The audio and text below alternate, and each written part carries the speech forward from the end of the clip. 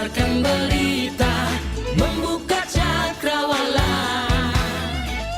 Semua bertaut udara di gelombang semesta.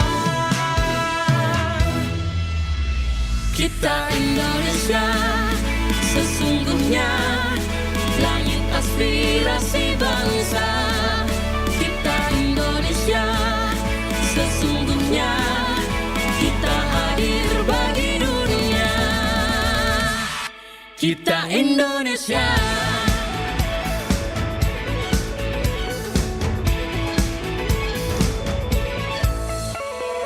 Gaya, budaya, alam katulistiwa. Kita kabarkan berita, membuka cakrawala. Semua bertaut udara di gelombang semesta. Kita Indonesia, sesungguhnya langit aspirasi bangsa. Kita Indonesia, sesungguhnya kita hadir bagi dunia. Kita Indonesia, sesungguhnya langit aspirasi bangsa. Kita Indonesia, sesungguhnya kita hadir bagi dunia. Kita Indonesia, sesungguhnya langit aspirasi bangsa. Kita Indonesia, sesungguhnya kita hadir bagi dunia. Kita Indonesia, sesungguhnya. Pro 1 RRI Singaraja mempersembahkan Mosaik Indonesia, siaran yang memberikan informasi di bidang pertanian, Kalau dibilang bawang musman sih enggak ya, karena di sini enggak ada sistem stroberi. perikanan, kesehatan, pariwisata, dan lain sebagainya. Jadi kalau kita bicara meningitis adalah suatu keadaan radang selaput otak. Mosaik Indonesia disiarkan setiap hari dari pukul 4 sampai dengan pukul 5 sore. Untuk siaran berjaringan setiap hari Kamis. Bagi Anda yang ingin diliput di acara Mosaik Indonesia, hubungi kami di 0362 24644 atau WA di 0811 399 9790. Hanya di Pro 1 RRI Singaraja. Kanal informasi dan inspirasi Pro 1.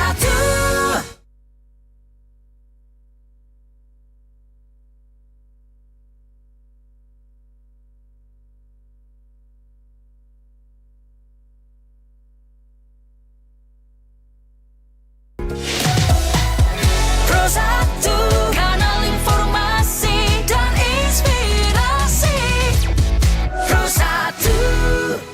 97,9 dan 101,2 FM Pro 1 RRI Singaraja, kanal informasi dan inspirasi. Selamat datang kembali di segmen Mosaik Indonesia. Untuk edisi hari ini, hari Senin tanggal 26 Agustus 2024. Baik pendengar, hari ini kita akan membahas topik yang sangat penting sekali ya, terutama bagi para calon pengantin dan keluarga. Yap. Jadi kita akan membahas tentang mencegah stunting dengan memenuhi gizi calon pengantin.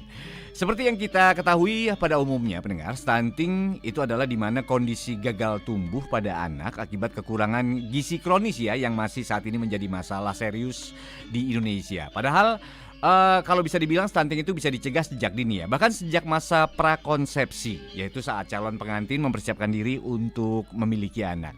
Nah, untuk membahas lebih lanjut lagi tentang pentingnya gizi dari calon pengantin dan juga mencegah stunting, kita sudah terhubung bersama seseorang narasumber yang ahli di bidangnya, yaitu selamat sore Ibu I Gusti Ayu Sundarnika. Halo, selamat sore Ibu. Selamat sore. Selamat sore. Namanya kayaknya agak ngeribet sedikit ya. Nggak apa-apa, yang penting saya bisa mengucapkannya Ibu. Iya. Oke, saya panggil Ibu Ayu atau Ibu Gusti? Ibu Ayu saja. Ibu Ayu. Kalau boleh tahu Ibu Nggih. saat ini profesinya sebagai apa atau aktif dalam pelayanan apa Ibu? Nggih, saya nama lengkap saya Gusti Ayu Putu Sudarmika, yang biasa di rumah sakit dipanggil Ibu Ayu. Maaf, niki narasum apa namanya hostnya Bliniko ya? Iya, betul sekali Bu. Aduh, ya saya takutnya salah nanti ya. Baik.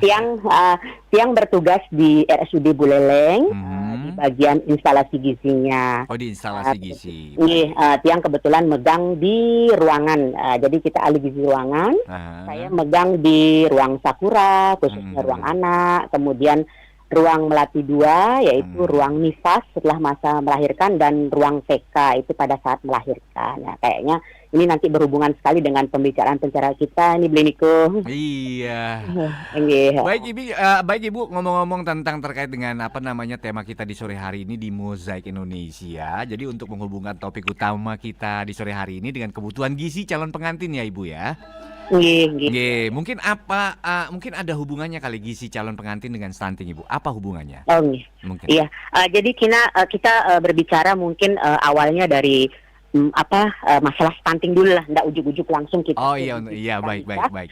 Jadi sudah tadi Bliniko tadi menjelaskan stunting itu apa sih? Jadi stunting itu adalah gizi kronis, masalah gizi kronis yang terjadi pada anak-anak akibat kekurangan asupan gizi dalam jangka waktu yang panjang. Jadi biasanya kita mengukurnya itu dengan tinggi badan per umur. Jadi nanti ada standar deviasinya, kita menggunakan TB per U. Bila dia di bawah min 2 SD, itu artinya dia akan mengalami proses stunting disertai dengan gejala-gejala misalnya penurunan imun, kemudian gangguan pertumbuhan dan perkembangan, kemudian dari tingkat penyakit infeksi. Nah, itu yang biasanya menyebabkan anak itu stunting. Jadi perlu diperhatikan daripada fase masa emasnya. Nah, pencegahan stunting itu bukan hanya dia dari 0 sampai 2 tahun, Bliniko, dari masa emasnya, tetapi dia dari mulai hulu ke hilir. Jadi jadi dia mulai pada saat dia remaja sampai dengan dia melahirkan anak sampai anak itu balita. Jadi masa remaja inilah yang akan kita diskusikan tentang gizi pranikah itu. Berarti memang masalah penting ya. Faktor utamanya mungkin dimulai dari masa-masa remaja ya, Ibu Ayu ya. Iya, betul sekali. Jadi untuk gizi pranikah itu sebenarnya apa sih, atau gizi masa sebelum memasuki pengantin itu apa sih, Bu Ayu, gitu kan? Jadi secara garis besarnya itu adalah suatu hal yang harus diperhatikan terhadap calon pengantin demi tercapainya keluarga yang sehat dan keturunan yang berkualitas. Jadi menikah itu bukan asal menikah aja, Bliniko, tapi perlu diperhatikan juga masalah gizinya, jadi masalah kemampuan ekonominya, kesiapannya, pola asuhnya dia nanti terhadap dirinya dan terhadap anaknya. Jadi banyak hal yang mesti diperhatikan sebelum dia memasuki masa nikah atau sebelum dia menjadi seorang ibu. Nah, di sini salah satu pencetusnya. Jadi beberapa hal yang mesti diperhatikan. Contohnya yaitu pertama, satu, asupan vitamin B12-nya untuk laki-laki. Untuk laki-lakinya juga ada, harus memang ya Ibu Ayu ya. Nanti ada kita penjelasannya lah di sana, yang lebih menarik nanti ya. Kemudian asupan vitamin E untuk perempuan. Nah, ini berhubungan dengan nanti dia ada anemia dan sebagainya itu. Kemudian berat badan idealnya, indeks massa tubuhnya, kemudian lilanya. Kemudian juga zat gizi mikro. Nah, di sini zat besi dan zinc yang paling penting. Di samping itu juga ada kebutuhan proteinnya sebelum dia hamil, serta asam folat pada saat dia menuju nanti mau hamil. Nah, itu kayaknya hal-halnya gitu. Oke, baik. Jadi seperti yang Ibu sampaikan tadi, untuk memberikan informasi nih Bu Ayu ya, spesifik tentang kebutuhan gizi calon pengantin wanita. Dan pertanyaannya adalah gizi apa aja sih Bu Ayu yang mungkin penting ya untuk calon pengantin wanita terutama nih? Ya, jadi untuk pengantin wanita yang paling utama itu adalah vitamin E. Vitamin E ini untuk kesuburan, Bliniko. Jadi untuk vitamin itu adalah untuk kesuburan. Itu Kenapa dikatakan penting? Itu karena membantu dalam proses kesuburan dari wanita. Misalnya pada saat misalnya dia nanti mempunyai anak, itu kan harus betul-betul diperhatikan kesuburannya. Di samping itu juga ada konsumsi tablet tambah darahnya, ya, dari mungkin FE, ya, karena ini perlu sekali makan makanan yang mengandung FE ini. Apabila dia tidak memperhatikan asupan FE-nya itu, nanti biasanya banyak remaja-remaja putri yang mengalami anemia. Ya. Padahal dia itu putih tapi ternyata pucat, begitu dicek HB-nya rendah. Seperti itu, ya. Asupan makannya yang kurang, mungkin dari bahan-bahan yang kurang mengandung asupan FE. Contohnya seperti misalnya protein hewani, itu telur, kemudian hati, ikan, ayam, serta kacang-kacangan, kacang merah, kacang hijau, kacang kedelai, serta sayur-sayur juga, seperti itu. Oke, Bu Ayu. Kalau tadi kita membicara masalah informasi spesifik tentang kebutuhan gizi calon pengantin wanita, ya. Dan sekarang kita beralih ke pengantin pria. Mungkin adakah bagaimana dengan calon pengantin pria, apa saja gizi yang mungkin penting untuk mereka, Bu Ayu? Iya. Pada dasarnya untuk kedua pasang calon pengantin ini sama-sama penting sebenarnya, Niko. Ya, jadi kalau untuk pria, kita biasanya asupan vitamin B12 yang diperhatikan. Ini vitamin B12 ini berfungsi untuk menghasilkan sperma, itu kesuburan juga. Jadi apabila kita kekurangan vitamin B12, dapat menurunkan jumlah sperma dari testis kita sehingga menjadi lebih sedikit. Maka konsumsi yang harus diperhatikan vitamin B12 ini terdiri dari olah-olahan susu dan keju. Nah, seperti itu. Biasanya kan kalau misalkan ini kan biasanya sih pengantin itu biasanya mengkonsumsi makanan yang sama, ya, Ibu, ya. Mungkin bisa diberikan contoh yang konkret, mungkin sedikit makanan yang bergizi untuk para pasangan ini.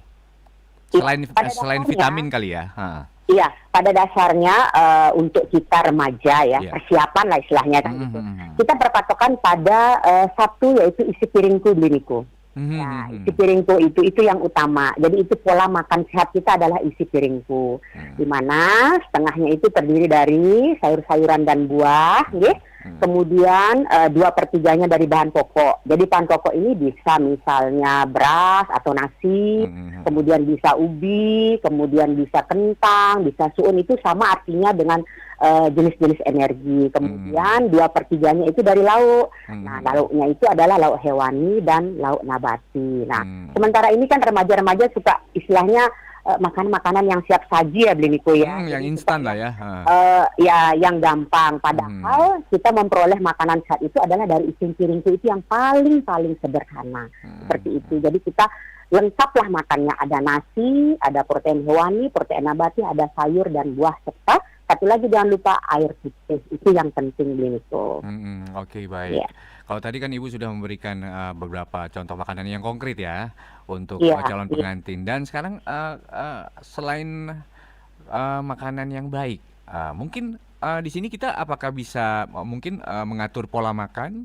Mungkin ada tips dari Bu Ayu untuk mengatur pola makan dari calon pengantin. Nah, ini untuk pola makan yang sehat itu biasanya kita 3 kali makan dengan 2 kali snack. Itu yang pola makan yang istilahnya aturan yang sudah dibakukan lah istilahnya seperti itu. Jadi 3 kali makan, 2 kali snack, makan pagi, siang, sore, kemudian snacknya itu ya snack pagi jam 10 dan snack sore jam 4. Nah, di samping untuk menjaga para remaja putri, biasanya pertama yang paling mempengaruhi adalah pertama remaja putri itu kan suka remaja kita sukanya makanan yang siap santap nih. Siap santap. Nah, ini yang sangat kita mesti memperhatikan. Padahal pada saat dia misalnya makan itu masakan ibu tuh malah lebih bagus gitu loh. Tapi mereka jarang suka makan sayur, ya, jarang suka makan buah, kemudian nggak suka tempe, nggak suka tahu. Banyak pasien-pasien yang juga seperti itu. Jadi mereka mengatakan, saya nggak mau makan ikan itu amis. Nah, padahal kandungan ikan itu sangat tinggi protein, bagus untuk dia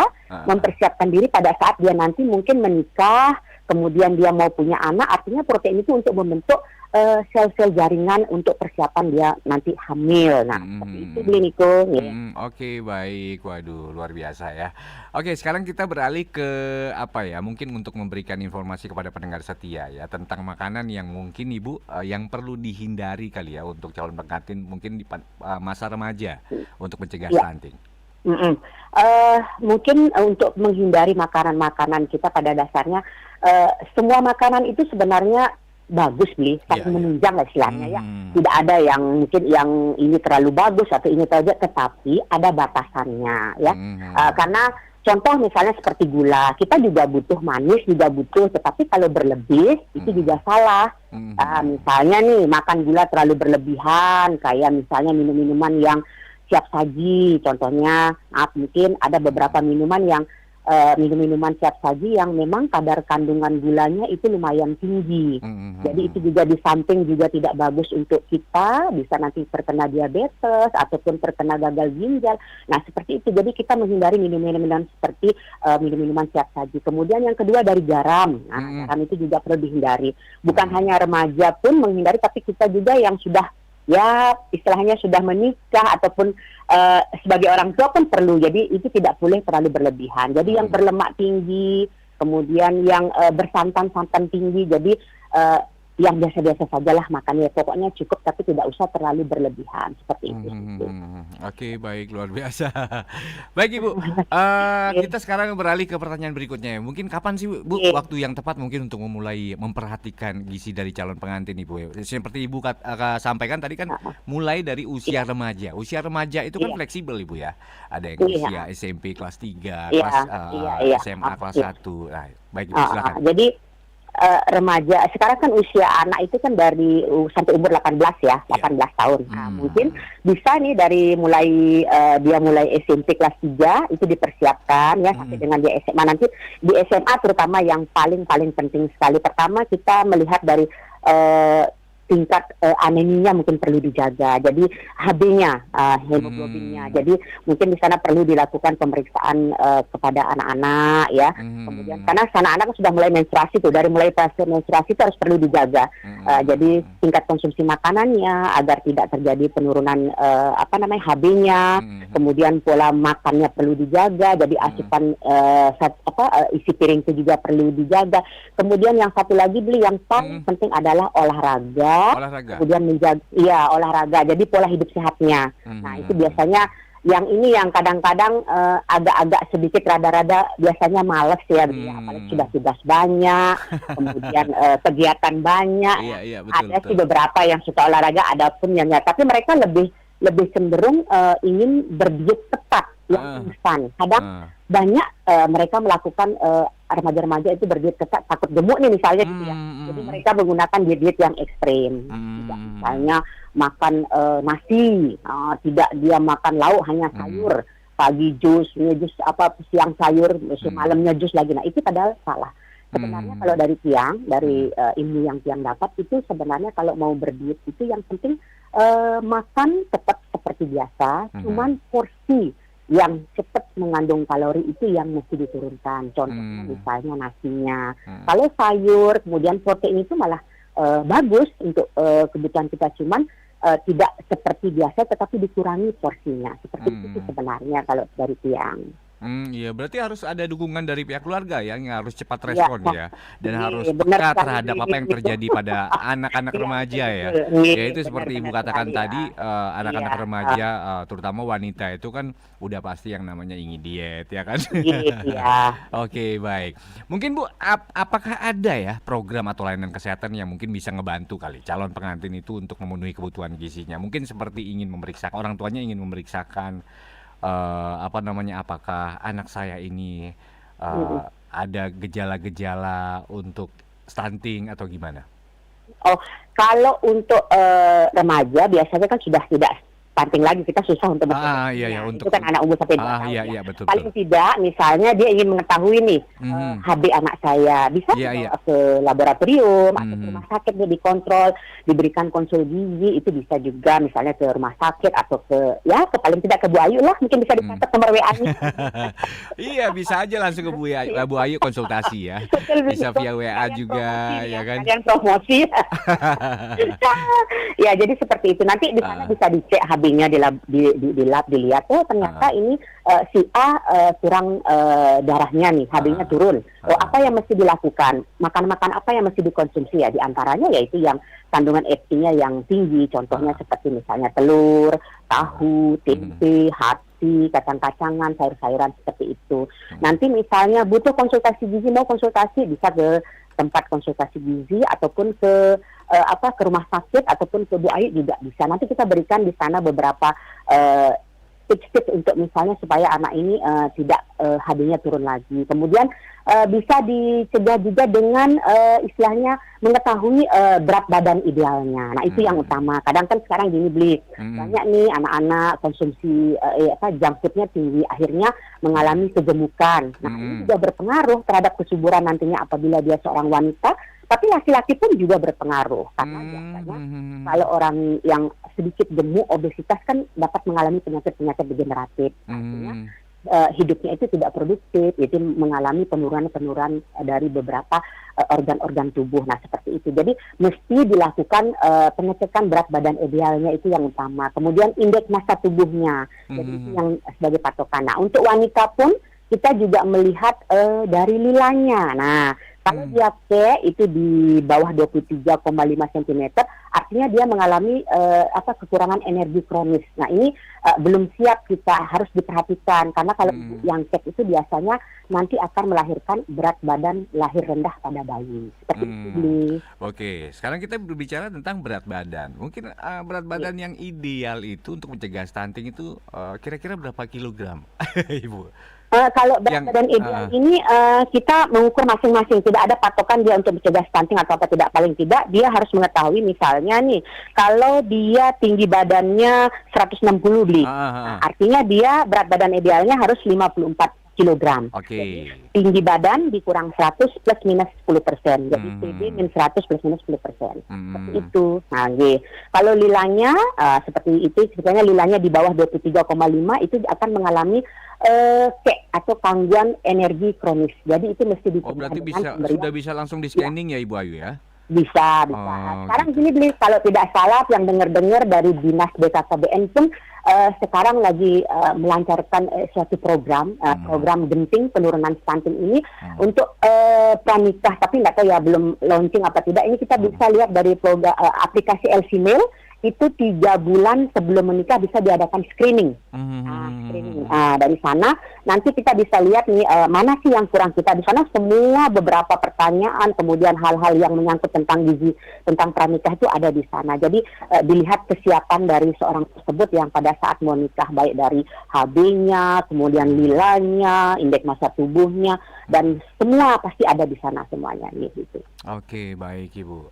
Nah Bu, sekarang kan banyak ya orang-orang khususnya warga masyarakat Buleleng ini sudah mengetahui ya dampak stunting itu seperti apa ya. Nah mungkin barangkali salah satu dari kita pasti membutuhkan yang namanya informasi ya. Informasi tentang mungkin bagaimana caranya untuk konsultasi atau bagaimana caranya untuk tentang ya pokoknya layanan kesehatan yang bisa membantu calon pengantin itu dalam memenuhi kebutuhan gizinya. Mungkin ada Ibu di Singaraja di sini sebuah lembaga mungkin yang bisa membantu. Iya, untuk yang permasalahan tentang masalah pranikah ini, kalau tidak salah saya tidak salah bicara, ini bisa ke Dinas DP2KB ya, atau Dinas BKKBN.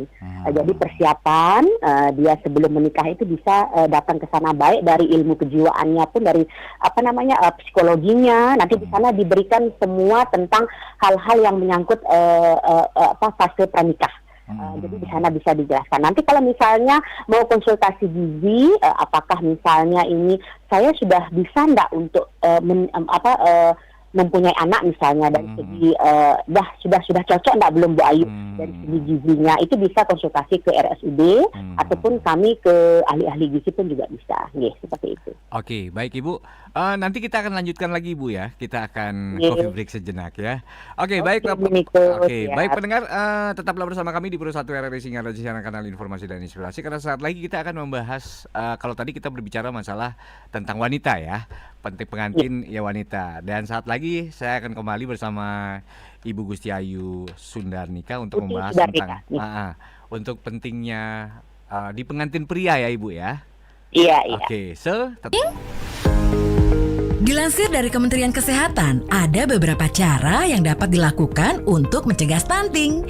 Di antaranya, pemeriksaan kesehatan untuk calon pengantin, penuhi kebutuhan gizi ibu hamil, berikan ASI eksklusif sampai bayi usia 6 bulan, dampingi ASI dengan empasi setelah bayi berusia 6 bulan, pantau tumbuh kembang anak dan rutin ke posyandu, lengkapi imunisasi anak, tetapkan perilaku hidup bersih dan sehat, konsumsi tablet tambah darah untuk ibu hamil dan remaja putri, dan perbaikan pola asuh.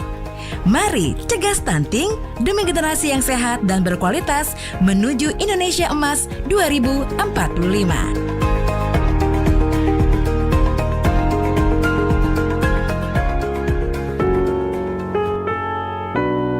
Bu, Iya, Pak. pokoknya Ibu adalah hal terpenting dalam hidup Bapak. Ya, Bapak.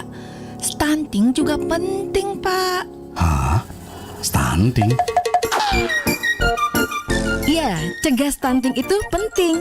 Yuk cukupi gizi, lengkapi imunisasi, dan sanitasi yang sehat. Pro 1, kanal informasi dan inspirasi. Pro 1.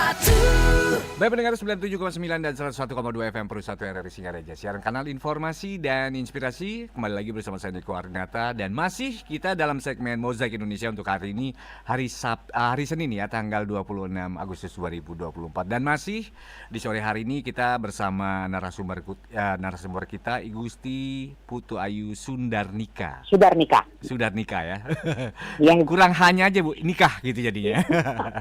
soalnya kadang-kadang suka diplesetin beli Niko sudah nikah, dia memang sudah Oh nikah sih orang. gitu, pantas. Baik, kalau tadi kita kan bicara ini ya, fokus pada gizi calon pengantin wanita Ibu ya. Iya. Padahal kalau bisa boleh saya bilang sih peran calon pengantin pria ini untuk mencegah stunting juga nggak kalah penting ya Ibu ya. Betul. Nah, sekali. jadi pertanyaannya seperti ini Ibu. Sebenarnya apa sih hubungannya gizi calon pengantin pria dengan stunting? Hubungannya calon pria dengan stunting. Dengan pencegahan stunting. Iya, Nah, tadi kan begini ya Beli ya. Tadi kita sudah bicara tentang wanita ya, tentang wanitanya. Sekarang berbicara tentang prianya. Pada dasarnya untuk kebutuhan kedua calon pengantin ini hampir sama Beli. Cuman ini untuk pengantin pria, ini yang paling utama adalah ini yang sangat penting sekali, itu vitamin B12. Vitamin B12. Vitamin B12 ini ya untuk kesuburan, menghasilkan sperma yang bagus itu perlu vitamin B12 yang tinggi, karena kalau dia kekurangan vitamin B12 otomatis sperma yang dihasilkan itu tidak bagus, akhirnya tidak bisa mencapai kesuburan yang bagus, kemudian lama punya anak. Nah, seperti itu. Jadi sumber vitamin B12 bagi pria itu terdapat pada susu, pada keju, kemudian sumber protein, terutama protein hewani, ya. Protein nabati juga bagus juga, tapi yang paling bagusnya lagi adalah protein hewani, entah itu dari daging, dari ikan, kemudian dari ayam, ya. Nah, itu bisa. Kemudian minyak kelapa sawit, minyak kelapa, ya, minyak kelapa biasa pun bisa, ataupun minyak bunga matahari, serta sayuran yang paling banyak untuk kesuburan itu adalah tauge atau cabah, itu bisa. Ya, seperti itu. Mungkin ada penggantinya Ibu kalau misalkan pria nih. Saya kadang-kadang sih dulu ya jujur kadang-kadang nggak suka dengan tauge seperti itu. Mungkin ada makanan pengganti yang lainnya. Kalau toge kita ganti dengan kacang-kacangan. Misalnya kacang hijau, kacang merah, itu atau kedelai itu juga bagus juga. Hampir-hampir mirip sih dengan protein hewan, protein nabati juga. Ya. Oh gitu, baik. Itu ya. Oke, sekarang kadang-kadang sih begini Ibu ya, yang kalau pria itu biasanya sih asal-asalan ya kalau kita suka memilih makanan begitu kan, nggak seperti yang namanya wanita begitu Ibu ya. Nah mungkin Ibu di sini bisa memberikan paduan kali ya untuk mengevaluasi asupan gizi untuk calon pengantin pria. Iya, untuk calon pengantin pria kembali lagi sama kita pada dasarnya untuk mengetahui pola hidup sehatnya itu pertama dari isi piringku saja yang paling sederhana Beli Niko. Ya, isi piringku baik perempuan ataupun laki-laki mesti memperhatikan isi piringku itu. Jadi di mana ada makanan pokoknya, kemudian ada protein hewaninya, ada protein nabatinya, ada sayur dan ada buah. Itu yang paling jadi patokan kita kalau dalam kita mengkonsumsi makanan. Paling sederhana lah seperti seperti itu kita pakai ukuran. Di samping beberapa hal yang perlu diperhatikan untuk kesuburan, biasanya kan laki-laki itu memperhatikan harus seperti kesuburannya ya, supaya nanti pada saat menikah tuh tidak saling tuduh beli, kamu nih yang nggak subur, kamu. Nah pada dasarnya mereka pada tidak suka makan-makan yang untuk kesuburan itu gitu. Jadi dari sekarang inilah pengetahuannya, jenis makanan apa saja yang mulai berusaha dikonsumsi dari sekarang lah untuk besok akan menjadi seorang pengantin. Nah, di samping itu juga sama juga, misalnya harus berat badan idealnya harus pas ya, supaya yang cowok tidak obesitas. Nah, karena kalau sudah obesitas, kegemukan nanti bermasalah terhadap penyakit-penyakit generatifnya. Kemudian indeks massa tubuhnya pun harus diperhatikan. Di samping itu juga biasanya laki-laki yang utama adalah satu pola hidup sehatnya. Biasa sering begadang kan laki-laki beli ya. Begadang sampai malam, akhirnya kadang-kadang nggak bisa tidur ya kan? Iya, nggak bisa tidur. Itu berpengaruh terhadap hati biasanya. Hatinya itu biasanya kalau orang suka begadang akan mengalami kerusakan hati, itu kan berpengaruh terhadap penyakit juga, akhirnya timbul penyakit ya seperti itu. Jadi mengurangi begadang, kemudian banyak berolahraga itu yang utamanya, kemudian mengurangi makanan-makanan seperti yang mengandung santan terlalu tinggi, mengandung garam terlalu tinggi, kemudian gula-gula, minum-minuman siap saji, junk food. Nah, itu saja sih yang kayaknya yang mesti dihindari. Waduh, ini malah berbalik sekarang ya. Kebanyakan generasi muda kita sekarang ini memang lebih dominan dengan minuman-minuman instan begitu. Sangat betul sekali Beniko. Saya sendiri pun mempunyai 2 anak laki-laki. Nah, jadi saya sebagai seorang ibu pun itu PR berat buat saya. PR berat sekali karena sekarang kan di mana-mana tempat tangkringan itu selalu minuman-minuman saji disediakan ya. Betul. Jadi kita kadang-kadang untuk tidak bisa menjaga anak itu full 24 jam. Jadi ya sekarang intinya kita kembalikan lagi. Kalau misalnya kakak begini, kalau misalnya adik begini, ini loh akibatnya dengan sering mengkonsumsi minuman-minuman yang siap saji. Karena banyak Beniko juga beberapa pasien yang juga di rumah sakit kecil-kecil sudah ada gagal ginjal, ada nephrotic syndrome. Itu pasien anak loh ya, pasien anak ada. Ada juga sih beberapa yang misalnya dengan diabetes dengan ada keturunan atau riwayat dari keluarga. Tetapi ada juga beberapa anak yang bahkan ada beberapa kasus yang pernah saya temui dulu, ada yang memang anak itu suka mengkonsumsi minuman siap saji dari mulai dia bisa makan, pola makan keluarga. Nah, itu terbiasa. Ya, contohnya misalnya kayak teh gelas, ali-ali, nah kayak begitu ya yang sering dikonsumsi. Akhirnya tidak terkontrol pada saat usia dia masuk 8 tahun, 9 tahun terkena diabetes. Nah, karena diabetes sekarang tidak pada orang tua saja. Tidak memandang umur ya. Anak-anak pun tidak mengenal umur yang sudah manula atau sudah dewasa, tetapi anak-anak pun bisa apabila tidak kita kontrol dengan bagus. Nah, di sini kan artinya pencetus. Kalau sudah kita punya generasi muda sudah bermasalah, bagaimana akan nantinya akhirnya akan melahirkan bayi-bayi yang akan sebagai pencetus stunting itu, seperti itu. Ya. Oh iya, baik. Sepertinya kita perlu memberikan pemahaman ya tentang stunting ini kepada anak-anak kita di usia remaja. Iya, betul-betul.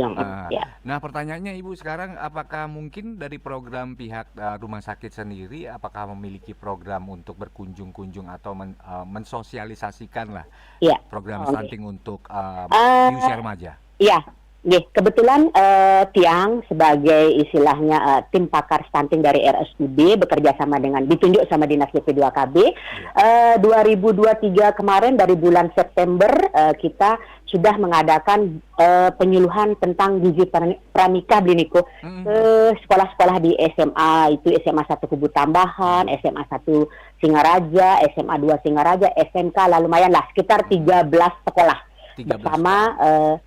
Bersama Bapak Kadis BP2KB-nya, BKKBN dan staf serta krunya, termasuk saya di sana sebagai narasumbernya. Kita keliling memberikan penyuluhan-penyuluhan tentang gizi, penyuluhan-penyuluhan tentang gizi remaja, kemudian tentang gizi pranikah ini terutama. Di samping itu juga ada penyuluhan-penyuluhan tentang psikologi, bagaimana misalnya berhubungan berpacaran yang sehat pada saat remaja, bagaimana mengendalikan emosi pada saat remaja, kemudian bagaimana mempersiapkan diri, salah satunya adalah mempersiapkan mentalnya, kemudian untuk mendapat besok misalnya pekerjaan yang bagus, ekonomi yang bagus, baru akan dia siap nikah seperti itu. Karena penunjangnya yaitu jadi sudah mendapat pekerjaan, umur sudah sesuai. Nah, itu kan salah satunya dimensi penegak untuk dia bisa melakukan pernikahan. Seperti itu, Bliniko. Baik, seperti Ibu sampaikan tadi tentang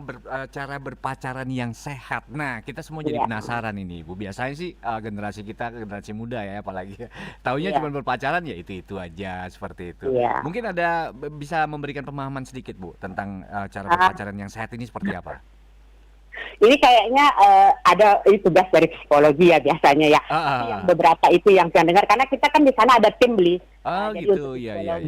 Jadi ada genre dari remaja itu menjelaskan tentang bagaimana pacaran yang sehat dan sebagainya itu ada beberapa. Kalau dari saya khusus memang untuk gizi saja. Oh, gizi aja. Oh, berarti memang ada ini job desk-nya masing-masing ya. Intinya kalau dari yang tangkap dari penjelasan teman itu bahwa berpacaran yang sehat itu adalah saling mengerti, kemudian saling memahami dalam tanda kutip, jadi tidak melakukan pada saat pacaran itu melakukan hubungan-hubungan yang belum pantas untuk dilakukan pada saat masih berpacaran. Jadi contohnya mungkin hubungan suami istri seperti jadi saling memahami, saling mengerti, tidak untuk arah ke sana-sana sebelum dia menuju pernikahan. Seperti itu sih yang tangkap kemarin ya. Baik, luar biasa. Sepertinya kita akan ini ya mengundang ya untuk mencegah stunting ya kan. Kayaknya memang penting itu, Ibu. Bisa saya jawab. Iya. Baik, Ibu, tadi ya kita kembali ya ke masalah minuman instan, Ibu ya. Yang seperti kita ketahui pada umumnya ini generasi muda sekarang ini memang lebih dominan ya untuk minum minuman instan. Mungkin ada beberapa minuman instan mungkin yang memang punya sedikit dampak negatif untuk stunting ini. Ya, intinya begini, saya tidak menyebutkan merek atau yang jelas minuman-minuman yang siap saji itu bukan berarti saya bilang tidak boleh ya Bu ya. Itu silahkan diminum, boleh saja, itu tergantung dari orangnya, tetapi mesti jangan terlalu berlebihan atau menjadi konsumtif. Nah, kalau bisa dibarengi dengan minum air putih. Karena air putih itu yang utama, itu air sangat mujarab sekali Bliniko. Jadi kita intinya misalnya kita minum sesuatu yang berhubungan dengan makanan siap saji, itu wajib kita gerojok dengan air putih. Misalnya kita minum apa misalnya minuman segelas atau apalah misalnya begitu ya yang siap saji, itu dibarengi dengan wajib harus minum segelas air putih. Jadi biar bisa dinetralisir. Nah, tapi kalau memang terlalu berlebihan itu mengkonsumsi minuman-minuman yang minuman-minuman saji seperti minum-minuman Coca-Cola dan sebagainya seperti itu.